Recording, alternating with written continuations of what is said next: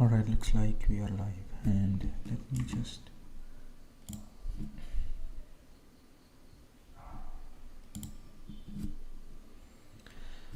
okay, so I hope the audio is not too bad.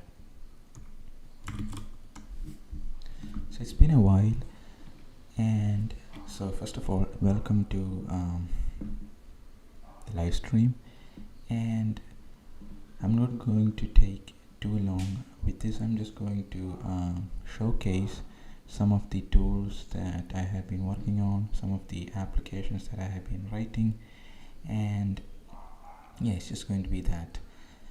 And this is not going to be a long drawn out live stream, just a short one to demonstrate some things that I've been working on.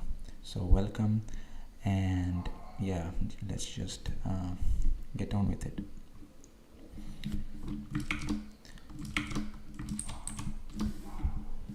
What I want to demonstrate is the status bar application that I've been working for Windows, and it's quite functional right now.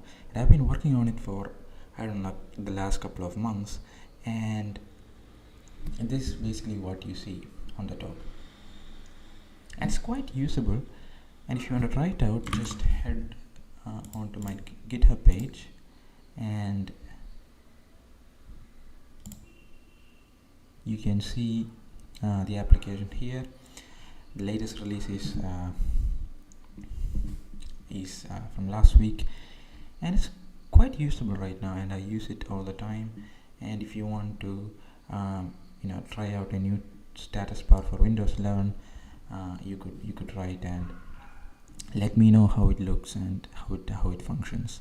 And if you want to see any features, if you encounter any bugs, please let me know. Alright, looks like we have an issue here. I don't know. Alright, that's something that I have to fix. Alright, so I'll just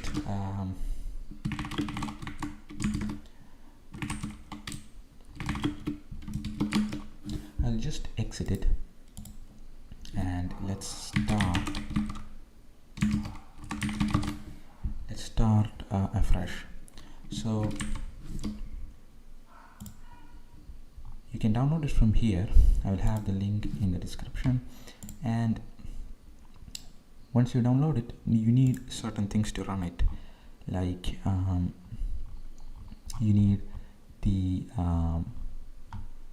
the .NET desktop runtime, which you can install it from this link. You could also have a self-contained executable, which unfortunately I'm not publishing because it takes a lot of space basically to upload it. And you just need to anyway, if you have the runtime, it's not going to be required. So if you have the runtime, just download it and run it as follows. So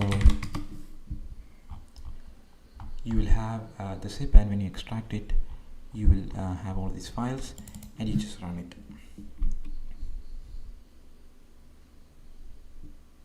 So basically the entire thing is an application that has a lot of widgets. So each of these things that you see are widgets that basically are compiled at runtime. When you run the application, each of these widgets, which are basically scripts, gets executed. By the way, all of this is in C#, and that gives you a lot of advantage in terms of the resources that is used. And basically this is a WPF application, and you don't have anything crazy like Electron or WebView, and therefore things are kind of okay. Let's even check how much resources it takes.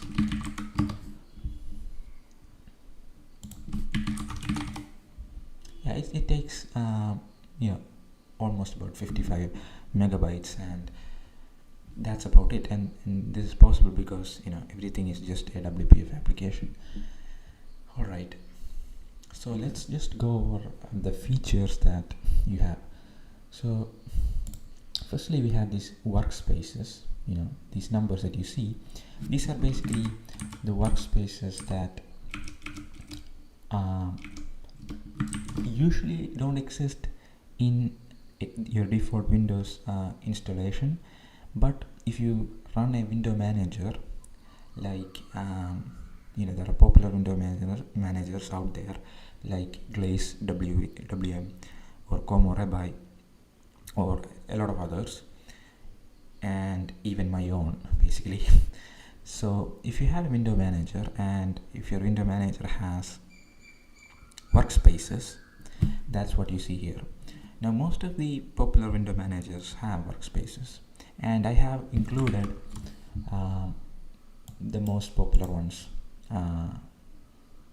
here in as widgets in my application. So if you use Glaze WM, you can, the status bar automatically recognizes Glaze WM and queries it for workspaces, and every time you have a workspace related event, it updates it automatically here.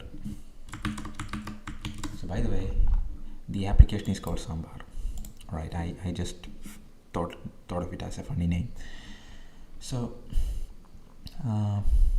that's the workspaces, and then you have the application that is currently running. So these are the applications that you commonly see in the taskbar. Of course, I have hidden my default taskbar, and all those applications that you see when you have a taskbar is basically what you see here, and I have highlighted here so that the focused one is the one that shows up here. Right, so for some reason the settings window doesn't have an icon, but all of the applications that have an icon like Windows Terminal or File Explorer will show it here. So depending upon what you focus, the window that is focused, the icon updates, right? And then you have the time, the clock, which it is what it is. There's nothing fancy. So basically I was going for this very basic, you had these status bars in Linux, that is highly customizable. I don't know what they're called. I think they're called as DWM bar or something like that, or way bar. There's so many on Linux, and I was basically going for that kind of aesthetic where you have a highly configurable status bar which you can customize as you want. And most of the things that you see here are just text, and it's intentional because it gives you that raw minimalist feeling which you have on Linux. So I wanted to bring that onto Windows, and of course it's not entirely complete and entirely customizable as it is on Linux, but hopefully we'll get there soon. So the good thing about the status bar is that all of these things are widgets. So let me show you what that means.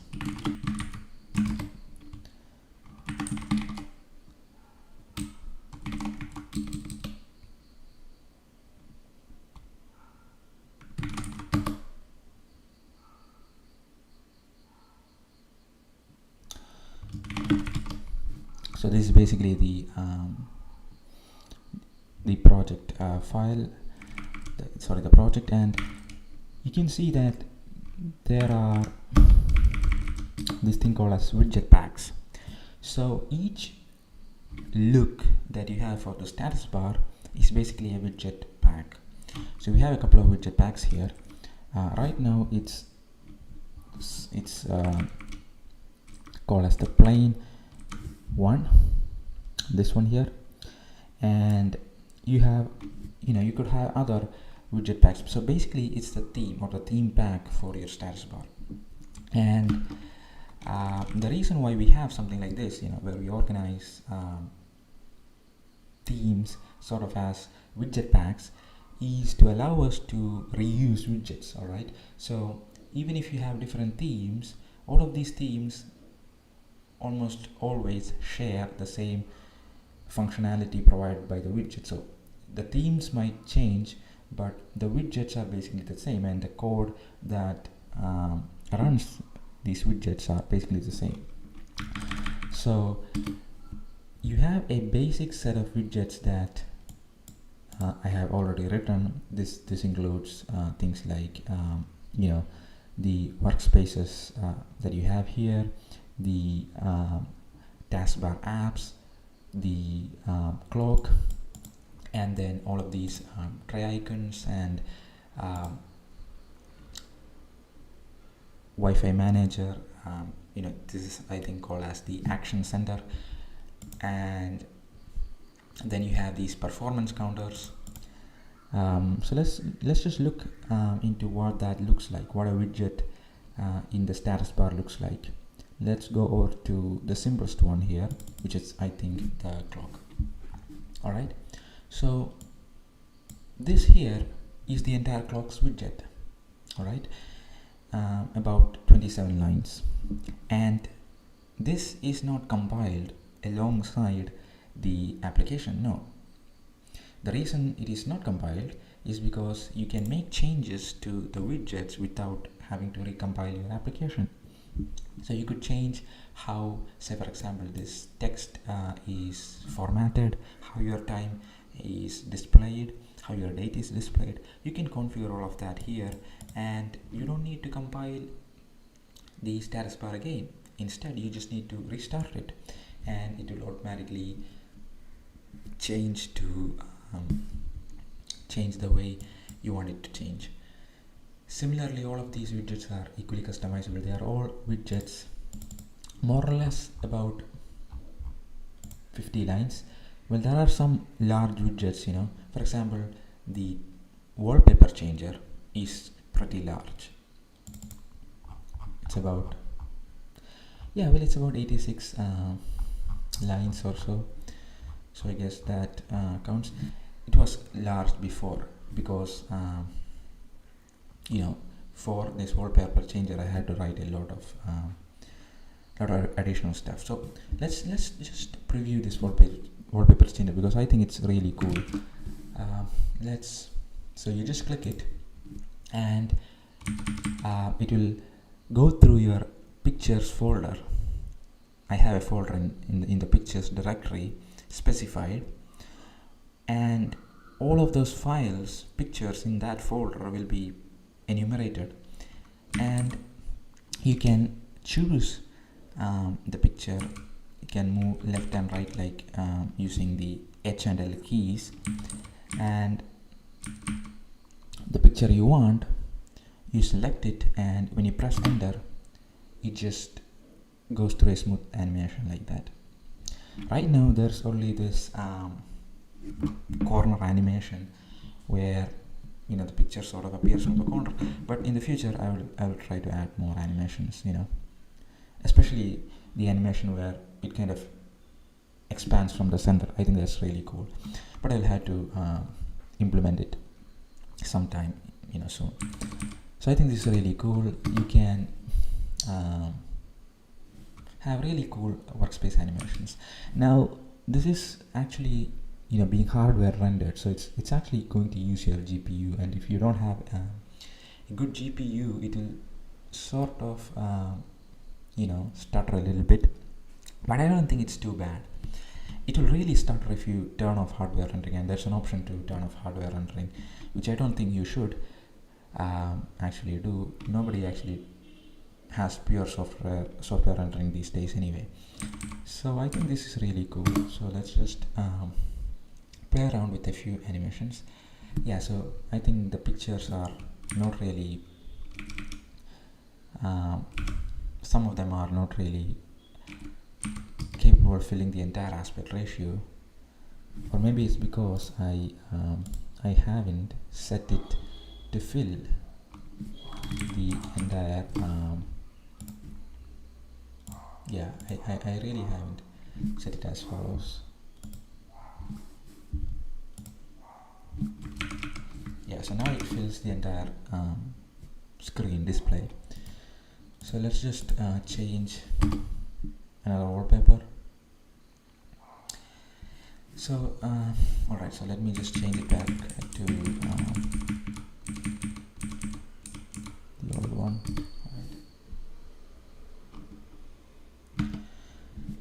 So, and then you have the tray that displays the taskbar tray apps, and let me tell you, it took a lot of time to implement this, because Windows doesn't expose a tray icon API. I mean, I don't think it ever did, but implementing this was, it was really a nightmare. But yeah, that's almost all the things as far as the status bar is concerned. And going on to the next thing that I've been working on was the window manager. So the workspaces that you see here is actually querying my own window manager. So all of these workspace transitions that you see is my own window manager, and that window manager is this one. Alright, and I'm really proud of this one, because I always wanted to implement my own window manager, because most of the window managers I previously used have been showing some signs of wear and tear here and there, and of course I could try to fix them myself.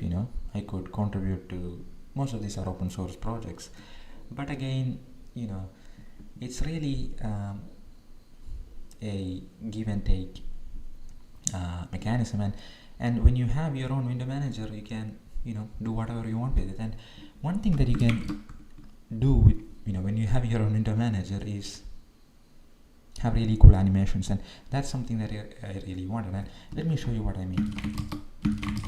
So let me just go to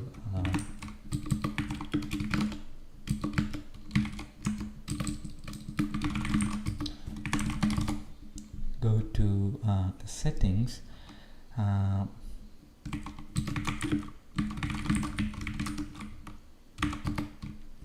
Alright, so here you can, this is the settings that you can configure, the configuration for my window manager. Again, my window manager is called as Aviel, and don't ask me about the names, because it just, let's just say it just appeared to me in my dream. So you can really do a lot of things with this window manager. One thing that I'm really proud of is the animations, especially the workspace animation. So right now it's set to false, and if I just enable it and I just restart it,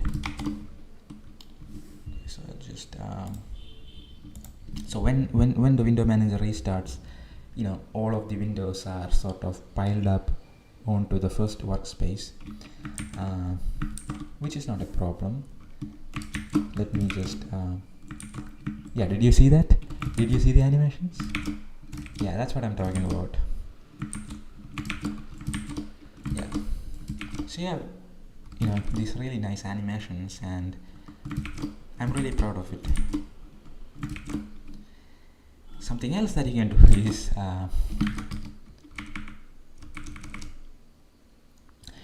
right now the workspaces are kind of stacked horizontally, which means the animations go from left to right or right to left. You can change that and make it vertical, and let's just restart it again, and of course you have to reassign your windows, and now when you shift workspaces, it is going to change horizontally. By that I mean, if you go to the previous workspace, which again right now we are on the second workspace, if you go to the previous workspace, tada, it goes vertically. And so this I got the inspiration from the window manager that they have on Linux. For example, I think it was called Paper WM or Niri, something like that. And those window managers have this vertical workspace, management, animations, whatever you want to call them. Again, it's not fully implemented, and I had to iron out a lot of things, but I think it's really cool to showcase it as it is. Alright, so let me just change it back to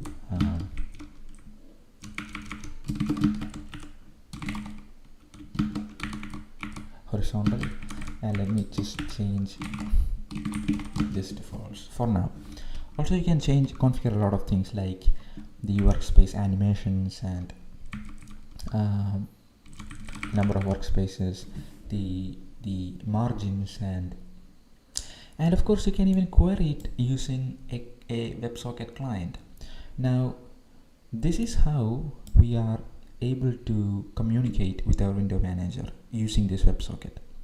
And you can see that we have these workspaces widget in our status bar, and if I click these buttons, it actually works, which means you can change workspaces using the widget. So right now I am on first workspace, and if I click second, it's the second workspace, third, and so on and so forth.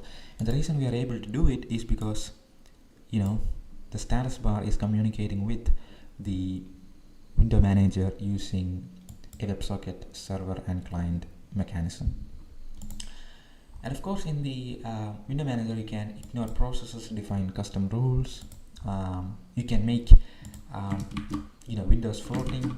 You can toggle their floating states, make them stacked, and of course, you have hotkey support. You can change the key bindings that trigger these actions. For example, you can right now I have Control Shift H as the key binding for going to the previous workspace.